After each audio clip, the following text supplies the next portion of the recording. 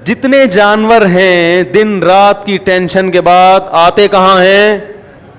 ٹھکانے میں، آشیانے میں. انسان کے لیے بھی اللہ نے گھر بنائے ہیں. قرآن کے الفاظ ہیں جعل لکم من بیوتکم سکنا، کہ اللہ نے تمہارے لیے گھروں کو رہائش کی جگہ بنایا. سکنا جو ہے نا یعنی رہائش کی جگہ. اور اللہ نے یہ بھی فرمایا گھر بنتا ہے ریلیشن سے. جعل لکم من انفسکم ازواجا لتسکنوا الیہا، اللہ نے تمہارے لیے جوڑے پیدا کیے تاکہ تم سکون حاصل کرو. تو نکاح ہوتا ہے، گھر وجود میں آتا ہے، اور اللہ نے بتایا کہ یہ جو تمہارے گھر میں آئی ہے اس سے تمہیں کیا ملے گا؟ سکون ملے گا. تو پتہ چلا یہ تو سارا پروسیس ہے کس کے لیے؟ سکون کے لیے بھائی. اور ہمارے ہاں زیادہ تر ٹینشنوں کے واقعات گھروں کے ہوتے ہیں. جن کے گھر نہیں ہیں وہ سکون سے ہیں، اور جن کے گھر ہیں وہ ڈپریشن کی گولیاں کھا رہے ہیں. تو اس کا مطلب معاشرے میں کوئی بہت ہی الٹا کام ہو رہا ہے جو بالکل فطرت سے ہٹ کر ہے. کیا ایسے یار کیوں سمجھ میں کیوں نہیں آ رہا؟ دیکھو روٹی پیٹ بھرنے کے لیے ہے نا، روٹی سے پیٹ نہیں بھر رہا، مطلب وہ بہت ہی کچھ ایسا چیز آپ نے کھائی بھی ہے، یہ کچھ ایسا لائف اسٹائل ہے کہ آپ کا تو میدا ہی الٹا کام کر رہا ہے. ارے کسی کمبخت کی پانی سے پیاس نہ بجھے، چلو کولڈ ڈرنک سے نہیں بجھ رہی پیاس، سمجھ میں آتا ہے یار کولڈ ڈرنک نہیں بجھ رہی، تو کولڈ ڈرنک تو اللہ نے پیدا تھوڑی کی ہے پیاس بجھانے کے لیے. کسی کی بجھتی ہے کسی کی نہیں. بعض لوگ کولڈ ڈرنک پیتے ہیں نہیں بجھتی. چائے سے نہیں بجھ رہی سمجھ میں آتا ہے، دودھ سے نہیں بجھ رہی، پانی سے تو بجھنی چاہیے نا. کمبخت کی پانی سے پیاس نہیں بجھ رہی، اس کا مطلب باڈی میں تھوڑا بہت فالٹ نہیں ہے. میرے یہ سمجھانے سے بھی اگر سمجھ میں نہیں آ رہا تو تھوڑا بہت فالٹ نہیں ہے. اتنی اچھی مثال دے کے بھی اگر سمجھ میں نہیں آ رہا تو میرے بھائی جن کی نہیں آ رہا، یہاں تھوڑا سا فالٹ بہت بڑا فالٹ ہے، بہت بڑا فالٹ ہے. میں نے وہ بیان ریکارڈ کروایا تھا نا کہ عورتیں بچے پیدا کرنے سے صحت اچھی ہوتی ہے، خراب نہیں ہوتی. وہ پورا میں نے پورے ڈاکٹروں کی رپورٹیں بھی پیش کر دی جو نوبل پرائز ڈاکٹر ہیں یو کے کہ عورت کا حمل روکنے سے بیڑا غرق ہوتا ہے، موٹاپا آتا ہے. اس میں بھی میں نے یہی دلیل دی کہ جو چیز نیچر ہے وہ صحت کے لیے اچھی ہوتی ہے، خراب تھوڑی ہوتی ہے. وہ میں نے کل اپنا کلپ دیکھا، اس کے نیچے جو لوگوں نے الٹی سیدھی باتیں کی ہیں. ارے تم دلائل کو نہ سمجھنا چاہتے ہو نہ ماننا چاہتے ہو، تم انگریز کے پٹھو ہو، کمبختوں، تم دم ہلاتے رہو ساری زندگی. تمہارے اندر، آپ کو نہیں کہہ رہا جو اس نے کمنٹس کیے تو اس کو کہہ رہا ہوں، تمہارے اندر سوچنے سمجھنے کی صلاحیتیں ختم. تمہیں جو لائن پہ لگا دیا نا 2 بچے تو بس تم اسی پہ لگے رہو، برباد کر دو اپنی بیویوں کی صحت بھی، اپنی صحت بھی، اور اپنا خاندان بھی تباہ کر دو. بچے تو ہوتے ہی 2 کے بعد ہیں، گھر تو بنتا ہی 2 کے بعد تو بچوں کی شروع ہوتے ہیں کہ جن کا ایک گیدرنگ ہوتی ہے، آپس میں کھیلتے ہیں. تو ایک لائن پہ لگا دیا، بس اسی پہ سب چلتے چلے جا رہے ہیں. تو گھر کس کے لیے بنایا اللہ نے؟ سکون کے لیے. ایک گھر میں سکون نہ ہو تو چلو بات سمجھ میں آتی ہے کہ بھائی کبھی کبھار ہزاروں میں کوئی ایک بیمار بھی پیدا ہو جاتا ہے نا. ہر گھر میں لڑائیاں، ہر گھر میں بے سکونی، لاکھوں میں ایک آدھ گھر ہوگا جس میں سکون ہوگا. بھائی کم بہت بھائی سے بات نہیں کر رہا، بہن بہن سے بات نہیں کر رہی، جٹھانیاں، نندوئی، ساسیں، وہ تو ایک مستقل ٹاپک ہے. باپ اور اولاد میں نہیں بن رہی، ماں بیٹی میں نہیں بن رہی، میاں بیوی میں نہیں بن رہی. تو اس کا مطلب ہے کہ معاشرے میں کوئی چھوٹا موٹا فالٹ نہیں ہے بھائی. یہ تو جانور پھر ہم سے اچھے ہیں. کیا خیال ہے بھائی جان؟ ہم سے اچھے جو پھر کبوتر نکلا، چڑے نکلے ہیں بھائی. ہمیں آفس میں سکون مل رہا ہے، گھر میں نہیں مل رہا. یہ تو بہت بڑا فالٹ آ رہا ہے معاشرے میں، اور یہ ان میں تو بہت ہی زیادہ ہے جن کی ہم تقلید کرتے ہیں. تبھی وہ تو کرتے ہی نہیں نا، 40 سال تک گھر بناتے ہی نہیں ہے کہ سکون سے زندگی گزرنے دو، 40 سال کے بعد دیکھیں گے. ان کو پتا ہے کہ اگر پہلے سے کر لیا تو عذاب میں آ جائیں گے. تو اس کا مطلب اس معاشرے میں ہم سے بھی زیادہ ٹیکنیکل فالٹ ہے، کوئی بہت بڑا فالٹ ہے. تو وہ فالٹ کیا ہے؟ کیا خیال ہے؟ سمجھنا چاہتے ہیں؟ بہت بڑا فالٹ ہے. اور ماہر نفسیات اکثر اس فالٹ کو ہائی لائٹ نہیں کرتے کیونکہ وہ خود اس فالٹ میں مبتلا ہوتے ہیں. الحمدللہ سمجھا پا رہا ہوں اپنی بات. یہ بات سمجھ میں نہیں آ رہی، یہ بھی میں چھوڑ رہا ہوں آہستہ آہستہ. سمجھ میں آ رہی ہے بات؟ وہ اکثر اس فالٹ میں مبتلا ہیں. وہ کیا ہے فالٹ؟ کہ جب تک حقوق کا دائرہ کار متعین نہیں کیا جائے گا کبھی بھی اتحاد اور محبت پیدا نہیں ہو سکتی. اس کو ایک اور اسٹائل میں بیان کرتا ہوں, دوسرے اسٹائل میں. جب تک ظلم ختم نہیں ہوگا گھر میں محبت پیدا نہیں ہوگی, اور ظلم کو جب تک ڈیفائن نہیں کیا جائے گا کہ ظلم کی ڈیفینیشن کیا ہے, ظلم ختم ہو نہیں سکتا.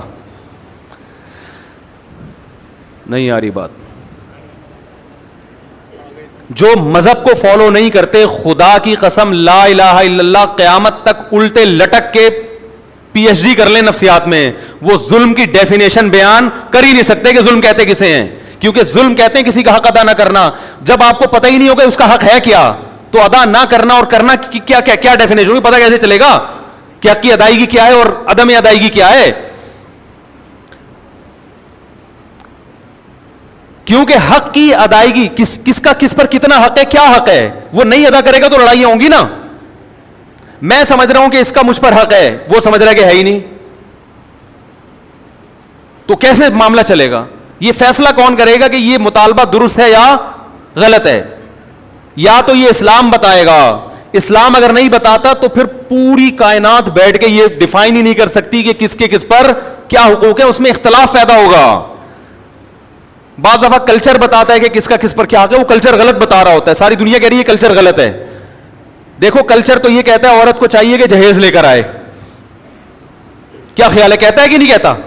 لیکن ساری دنیا کہتی ہے یہ کلچر غلط کہہ رہا ہے. انڈیا میں جہیز نہ لانے پر جلا دیا گیا بہوؤں کو, ایسے واقعات ہوئے, اس لیے کہ وہ کہہ رہے ہیں ظلم کیا, ہمارے جہیز کیوں نہیں لے کر آئی. ملکی قوانین بعض دفعہ بتاتے ہیں تو ملکی قوانین عاجز ہیں یہ بتانے سے کہ کس کا کیا حق ہے. آپ پوچھ لو جو لا ہے نا, اس آپ بولو بھائی یہ نہیں چاہیے, یہ نہیں چلے گا گھر میں. اختلاف اور لڑائی کو ختم کرنے کے لیے سب سے پہلا اصول یہ ہے کہ آپ کو یہ پتا ہونا چاہیے, باپ کو یہ پتا ہونا چاہیے کہ بیٹے کے اوپر میرے کتنے حقوق ہیں. میں اس حد تک بیٹے کو اپنا پابند بنا سکتا ہوں, اس سے آگے مجھے اللہ نے حق نہیں دیا, اس سے آگے یہ خدا نے میرے بھی اختیارات سلب کر لیے ہیں. شوہر کو پتا ہونا چاہیے بیوی کو میں اس حد تک اپنا پابند بنا سکتا ہوں, اس سے آگے کام میں اس سے بولو بھائی نہیں لے سکتا, یہ میرا رائٹ ہی نہیں ہے. عورت کو پتا ہونا چاہیے اس حد تک شوہر سے مطالبات منوا سکتی ہوں, اس سے آگے اللہ نے باؤنڈری کھینچی ہوئی ہے, مجھے آگے جانے کی اجازت نہیں ہے. ساس کو پتا ہونا چاہیے اس حد تک بہو میری خدمت کرنا اخلاقی ذمہ داری ہے, وہ بھی یہ پتا ہونا اخلاقی ہے یا قانونی, یہ بھی پتا ہونا چاہیے. کچھ چیزیں اخلاقی ہوتی ہیں, قانونی نہیں ہوتی. اخلاق کا دائرہ کار اخلاق کی حد تک ہی ہوتا ہے. ارے پڑوسیوں کو پوچھنا اخلاقی ذمہ داری ہے نا, آپ نہیں پوچھ رہے تو کیا وہ کیس کر سکتا ہے آپ کے خلاف؟ بھائی حدیث میں آتا ہے کہ وہ شخص مومن نہیں ہے جو خود پیٹ بھر کے کھائے پڑوسی بھوکا سوئے. لیکن آپ پیٹ بھر کے کھا رہے ہو, پڑوسی بھوکا سو رہا ہے, گناہ ملے گا قیامت میں. لیکن اس بیس پہ پڑوسی آپ کے خلاف کیس نہیں کر سکتا, لڑ نہیں سکتا آپ سے. وہ حدیث میں تو آتا ہے تو پیٹ بھر کے کھا رہا ہے اور جو ہے نا میں بھوکا ہوں, اب گریبان پکڑ لیا, تو یہاں ظالم کون ہوگا؟ وہ پڑوسی ہوگا. بھائی اخلاقی ذمہ داری ہے کہ آپ پیٹ بھر کے کھا رہے ہو, لیکن آپ کی ہے, اس کی نہیں ہے, وہ نہیں مطالبہ کر سکتا. کچھ چیزیں اخلاقی ہیں, لیکن ہمارے ہاں کس کا کیا حق ہے یہ یونیورسٹیوں میں نہیں پڑھایا جاتا. ماہر نفسیات کو پتہ ہی نہیں ہوتا کہ حق کیا ہے, تو بیچارہ گائیڈ کیسے کرے گا؟ ہائے ہائے کیسے سمجھائیں. ماہر نفسیات بیچاروں کو پڑھا ہی نہیں, ہوتا اسلام پڑھیں گے تو پتہ چلے گا نا. انہوں نے تو گورے کو پڑھا ہے, گورے کو خود نہیں پتا, وہ اپنے گھروں میں سکون پیدا کر لیا. یہ نفسیات پڑھ کر آ رہے ہیں جرمنی کی یونیورسٹیوں میں, اور وہاں سے سیکھ رہے ہیں کہ گھروں میں جوڑ کیسے پیدا ہو. جنہوں نے ان کو پڑھایا اس پروفیسر سے پوچھو کہ تمہارے گھر میں جوڑ ہے, وہ کہے گا میرا تو گھر ہی نہیں ہے, اور اس لیے نہیں ہے مجھے پتا تھا گھر ہوگا تو پھڈے ہوں گے. تو ہم نے کہا ابھی 55 سال میں کریں گے شادی, وہ تمہیں بتائے گا گھروں میں جوڑ کیسے پیدا ہو. یار کیا تو رینجرز کا کیس ہے بھائی, خطرناک کیس بنانے والا ہوں آپ کے خلاف. سارے مسائل یہاں سے کھڑے ہو رہے ہیں, گھروں میں جھگڑے, لڑائی, دفتروں میں. بھائی آپ کو پتہ ہی نہیں ہے کہ میں کہاں تک جا سکتا ہوں. دیکھو فوج میں پھڈے کم ہوتے ہیں, پولیس میں بھی, تھانے میں پھڈے کم ہوتے ہیں. وجہ اس کی یہ ہے کہ ایک رنگ روٹ کو پتا ہے کہ آفیسر کی بات میں نے ماننی ہے, کن باتوں کو ماننا ہے اور کون سی بات ایسی ہے جو میرے اوپر لازم نہیں ہے. اگر کوئی آفیسر میرے سے گھر سے پوچھا لگوانا شروع کر دے تو یہ میرے اوپر, اور آفیسر کو پتا ہے کہ میں نے یہ شروع کر دیا تو میرے خلاف کیس بھی ہو سکتا ہے. تو پھڈوں کا ریشو فوج میں, پولیس میں سب سے کم ہے, کیونکہ قانون ہے, ان کو لکھا ہوا ہے کہ یہ ذمہ داری ہے. دفتروں میں بھی پھڈے اکثر کم ہوتے ہیں, کیونکہ باس کو پتا ہے کہ یہ امپلائی میرا کتنا تابع ہے, اس کو تنخواہ اس چیز ریٹرن میں لکھا ہوا ہوتا ہے کہ بھائی تجھے اس چیز کی تنخواہ مل رہی ہے, تو نے اتنے بجے آنا ہے, یہ کام کر کے دینا ہے, کرے گا تو میری بلا سے, تو شکل کا اچھا ہے برا ہے بھائی, تجھے ملیریا ہے, تجھے ٹی بی ہے, تجھے کیا ہے, تو نے پولیو کی ویکسینیشن کروائی ہوئی ہے کہ نہیں کروائی ہوئی, مجھے میری ہیڈ ایک نہیں ہے. یہی ہوتا ہے نا بھائی, یہ کام ہے, یہ کر کے دو گے تو تنخواہ ملے گی, نہیں تو پتلی گلی سے نکلو. اس لیے وہاں بھی پھڈوں کا ریشو کیا ہے, وہاں پھڈے ہوتے ہیں غیبتوں کی وجہ سے. وہ باس, وہ دیکھو وہ چمچا بنا ہوا ہے, اس کو تنخواہ بڑھا دی ہم کیونکہ ایمانداری سے کام کر رہے ہیں, ہماری تو تنخواہ نہیں بڑھ رہی. یہ اتنے اور بھی باتوں کی حد تک ہوتا ہے. ایسا نہیں ہوتا کہ کمپنی بند ہو جائے پھڈوں کی وجہ سے, صرف باتیں کریں گے. وہ تو شوق ہے مسلمانوں کو باتیں کرنے کا, کیونکہ کام وام تو ہوتا ہے گورنمنٹ کے اداروں میں ہی زیادہ ہوتا ہے نا, کیونکہ وہاں تو کام ہی نہیں ہوتا, تو باتیں کر کے ٹائم پاس کرنا ہوتا ہے. لیکن گھروں کے جو پھڈے ہوتے ہیں وہ خطرناک, چاقو نکل آتے ہیں, چھریاں نکل آتی ہیں, 2 سال تک بھائی سے بات ہی نہیں کر رہا, طلاقیں ہو جاتی ہیں, بچے رول جاتے ہیں, ڈپریشن میں چلے جاتے ہیں. ہم نے نہیں دیکھا کوئی باس کی وجہ سے ڈپریشن میں گیا ہو. ایسے میاں بہت دیکھے ہیں جو بیوی کی وجہ سے, عورتیں شوہر کی وجہ سے, بہویں ساس کی وجہ سے, ساس اپنی ساس کی وجہ سے. آپ کہنے والے تھے ساس بہو کی وجہ سے, اب تک ایسی رپورٹ آئی نہیں ہے,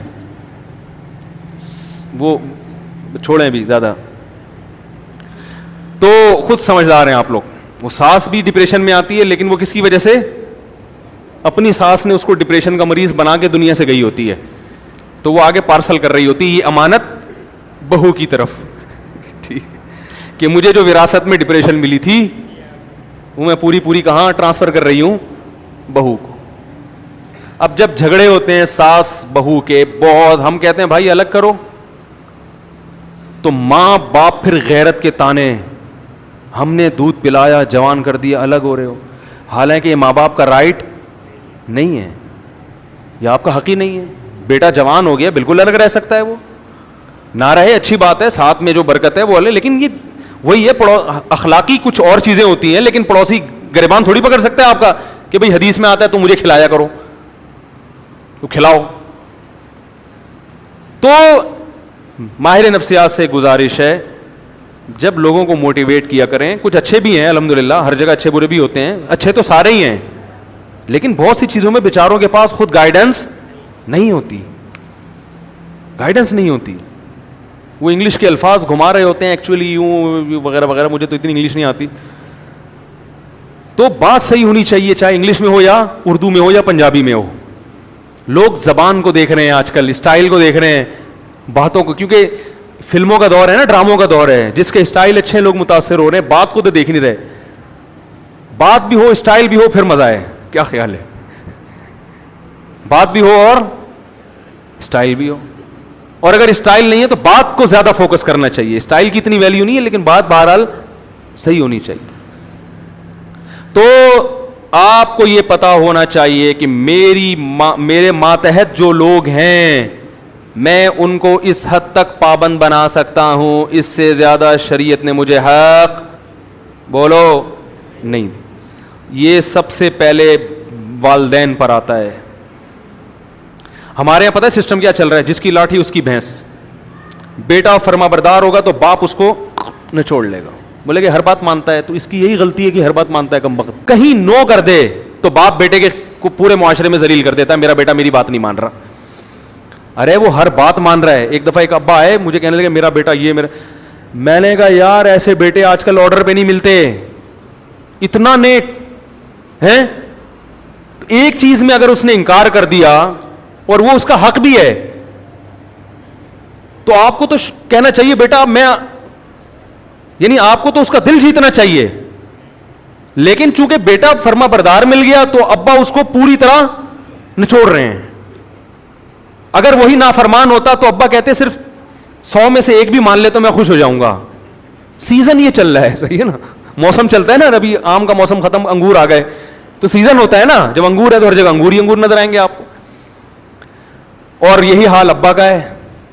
جب تک ابا آپ کی مجبوری ہیں, آپ کے ابا بہت اچھے, پیسے نکلوانے ان سے, جہاں ابا کی ضرورت نہیں رہی وہاں ابا سے زیادہ ٹینشن والا آپ کے گھر میں, جب ابا بوڑھے ہوتے ہیں تو کیسا ستایا جاتا ہے ان کو. یہ ہمارے معاشرے میں اکثر ہوتا ہے. بوڑھا ہونے کی دیر ہوتی ہے بیچارے کی, وہ کھانستا ہوا بھی برا لگ رہا ہوتا ہے, ہر چیز میں وہ کیا لگ رہا ہوتا ہے, برا. یہ جائے گا کب؟ اور باقی حقوق کو اسی پر قیاس کر لیں.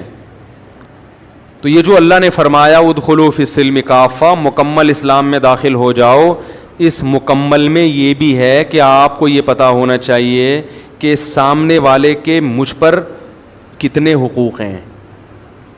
ایک چھوٹا سا واقعہ سنا کے بیان ختم کرتا ہوں. ہمارے شیخ مفتی رشید احمد صاحب بڑے بزرگ تھے, ہم ان کا بہت احترام, ان کے غلاموں کے غلام تھے, غلاموں کے غلام. میں نے حضرت سے کوئی بات عرض کی کہ حضرت کچھ ایسی بات ہے, کچھ گھر سے متعلق. حضرت نے وہ بات مشورے کے لیے کسی سے ذکر کر دی. تو میں نے حضرت سے عرض کیا, حضرت یہ گھر کی بات تھی, یہ باہر نہیں آنی چاہیے تھی. حضرت نے مجھ سے معذرت کرنا شروع کر دی, کئی غلطی ہوئی ہے مجھ سے, حالانکہ وہ بات کوئی ایسی نہیں تھی. اب اگر وہ یہ کہتے کہ میں چونکہ بزرگ ہیں, میں بڑا, میں نے کر دی تو کیا ہو گیا, ہم تو کچھ نہیں کہتے, کیونکہ اخلاقی ذمہ داری ہے کہ بڑوں سے اگر غلطی بھی ہو جائے تو معاف کرو. یہی ہے نا اخلاق تو اخلاقی طور پہ تو شریعت ہم اسی کا پابند کرتی ہے. لیکن یہ ان کا بڑا پن کہ وہ جانتے تھے کہ بھائی یا اس سے آگے, حالانکہ کوئی ایسی بات نہیں تھی, لیکن جس سے کی وہ مجھے پتا تھا کہ میرا دشمن ہے. تو کسی کا راز فاش کرنا یہ باپ کے لیے بھی جائز نہیں ہے کہ اپنے بیٹے کا راز, بولو نا, فاش. باپ کے لیے بھی جائز نہیں ہے کہ اپنے بیٹے کی غیبت کرے. ماں کے لیے جائز نہیں ہے کہ اپنی بیٹی کی غیبت کرے. ہاں بیٹا ظلم کر رہا ہو باپ کے اوپر, واقعی واضح ظلم ہو, پھر اپنا غم ہلکا کرنے کے لیے اپنے کسی بہت ہی کلوز آدمی کو وہ اپنا غم بتا سکتا ہے, یا کسی سے مشورہ لینا ہو کہ بھائی بیٹے میں یہ جرم ہے, تو مشورے کے طور پر کسی ایسے آدمی سے جس کے بارے میں یقین ہو کہ یہ راز فاش نہیں کرے گا. آج دیکھا ہے باپ اپنے بیٹے کی برائیوں کو لوگوں کے سامنے بیان کر رہے ہیں, یہ غیبت ہے بھائی. یہ تو کسی غیر مسلم کی غیبت جائز نہیں ہے, تو بیٹے کی کیسے جائز ہو گئی؟ بہت مشکل ہے. بیٹے کی غیبت بھی جائز نہیں ہے, ماں کے لیے بیٹی کی غیبت بھی جائز, اور بیٹے کے لیے باپ کی تو اور زیادہ گناہ ہے. لیکن یہ گھروں میں ہو رہا ہے. جب بیٹا سنے گا کہ میرا ابا فلاں فلاں کو پکڑ کے میرے بارے میں برائیاں کر رہا ہے, تو اس کا مطلب پھر گھر میں سکون, بولتے کیوں نہیں ہو سکتا, پھر نہیں ہوگا. اس کے دل میں ایک نفرت کے جذبات پیدا ہوں گے. ہم تو یہی کہیں گے بھائی باپ ہے صبر کرو, لیکن بہرحال نفرتیں پیدا ہوں گی اور لڑائیاں ہوں گی. پھر جب باپ کو سمجھایا جائے اور وہ تکبر میں آئے کہ نہیں میں نے کر دی تو کیا ہے, اس کا مطلب فالٹ کہاں ہے؟ آپ میں ہے. سمجھ رہے ہیں ٹیکنیکل فالٹ کس میں ہے؟ اس لیے اسکرو پانے لے کے بیٹھا کریں, جہاں کہیں فالٹ نظر آ رہا ہے اس کو فوراً ٹائٹ کروا لیں. اور یہ علماء سے ٹائٹ ہوتے ہیں, فوراً پوچھیں حضرت اس میں بتائیں غلطی پر کون ہے. تو یہ بڑا لمبا موضوع ہے کہ کس کے کس پر کیا حق ہیں, وہ بیان ہوتے رہنے چاہیے تاکہ ہمیں پتہ چلے کہ ہمیں یہ تو ہر آدمی اس چکر میں کہ فلاں کے مجھ پر فلاں پر میرے کیا حقوق ہیں, اس میں تو پتہ ہے سب, ہر آدمی اس کو نچوڑنے میں لگا رہتا ہے. لیکن میری باؤنڈری کہاں تک ہے؟ ماں باپ کہتے ہیں, مجھ سے اکثر فون آتے ہیں کہ والدین کے حقوق پر پلیز بیان کریں, آپ والدین کے حقوق پر بیان کریں. اور اتفاق سے میں کر دیتا ہوں اولاد کے حقوق پر. بعض دفعہ ایسا بھی ہوتا ہے, وہ کہتے ہیں یہ کیا بات ہوئی, میں کہتا ہوں بھائی اس پر بھی کریں گے لیکن ساتھ ساتھ اس پہ بھی تو ہونا چاہیے نا, اس پہ بھی تو ہونا چاہیے, دونوں چیزیں ضروری ہیں. تو اللہ تعالیٰ سے دعا ہے کہ اللہ ہمیں مکمل اسلام میں داخل ہونے کی توفیق عطا فرمائے. علماء نے لکھا ہے کہ استاذ مدارس میں نا شاگرد استاذوں کا بہت احترام کرتے ہیں. لیکن استاذ کے لیے کسی شاگرد کو فاسق و فاجر کہنا جائز نہیں ہے. سمجھ رہے ہیں؟ فاسق و فاجر کہنا جائز, زانی کہنا جائز نہیں ہے کہ یہ الزام ہے. تو اللہ نے ایک باؤنڈری رکھی ہوئی ہے, اس سے آگے آپ کو نکلنے کی اجازت نہیں ہے. کمیٹی ہے مسجد میں تو امام کو کمیٹی سے آگے نکلنے کی اجازت, بولو نا بھائی, نہیں ہے. وہ کمیٹی کا پابند ہے. بعض جگہوں پر ایسے ہوتا ہے امام کمیٹی کو لفٹ ہی نہیں کرا رہا ہوتا, کہتا ہے میں چونکہ امام ہوں, میں چونکہ, وہ چندے کے حساب دینے کے لیے تیار نہیں ہے کمیٹی کو. بھائی جب آپ کسی کمیٹی کے تابع ہیں تو جتنا چندہ آ رہا ہے آپ کے باپ کو بھی حساب دینا پڑے گا. بعض ائمہ, سب نہیں, اکثر تو الحمدللہ صحیح ہوتے ہیں, لیکن بعض جگہوں مسجد پہ کیس آتے ہیں امام حساب نہیں دے رہے, کہہ رہے کون مجھ سے کون ہوتا ہے حساب لینے والا, میں تو مفتی ہوں, میں تو بزرگ ہوں, میں تو فلانا ہوں, میں کیا کرپٹ ہوں. بھائی آپ چور ہوں, کرپٹ ہو, آپ نیک ہوں. جب مسجد کا ایک رسید ہے, کوئی چندے کا سسٹم ہے, تو آپ کو اخپل طریقے سے چندہ کرنے کی اجازت, بولو بھائی, نہیں. اخپل لفظ یاد رکھ لیں, بہت سارے کام اخپل طریقے سے کرنے کی وجہ سے غلط ہو رہے ہیں.